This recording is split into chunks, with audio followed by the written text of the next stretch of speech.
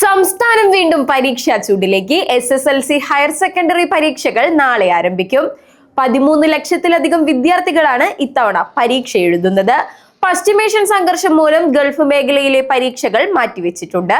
സംസ്ഥാനത്തെ 3031 പരീക്ഷാ കേന്ദ്രങ്ങളിലായി 4,17,497 വിദ്യാർത്ഥികളും ലക്ഷദ്വീപിലെ 9 കേന്ദ്രങ്ങളിലായി 386 കുട്ടികളും അടക്കം 4,18,516 വിദ്യാർത്ഥികളാണ് നാളെ SSLC പരീക്ഷ എഴുതുന്നത്. 26,000-ഓളം അധ്യാപകരെ നിയമിച്ച് മൂല്യനിർണ്ണയം ഏപ്രിൽ 7-ന് ആരംഭിച്ച് ഏപ്രിൽ 28-ന് പൂർത്തീകരിക്കും. മെയ് 8-നാണ് SSLC പരീക്ഷാ ഫലപ്രഖ്യാപനം. റിസൾട്ട് പ്രസിദ്ധീകരിച്ച് തൊട്ടടുത്ത ദിവസം മുതൽ +1 പ്രവേശനത്തിനുള്ള ഓൺലൈൻ അപേക്ഷകൾ സമർപ്പിക്കാം.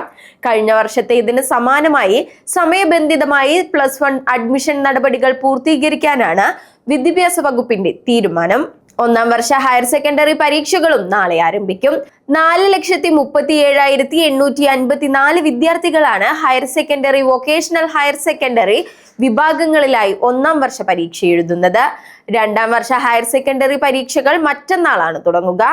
4,79,263 വിദ്യാർത്ഥികളാണ് രണ്ടാം വർഷ പരീക്ഷ അഭിമുഖീകരിക്കുന്നത്.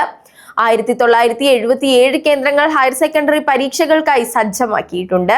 ഇൻവിജിലേറ്റർമാരായി 29,000-ഓളം അധ്യാപകരെ നിയോഗിക്കും. 89 ക്യാമ്പുകളിലായി ഏപ്രിൽ 6 മുതൽ മൂല്യനിർണ്ണയം ആരംഭിക്കും.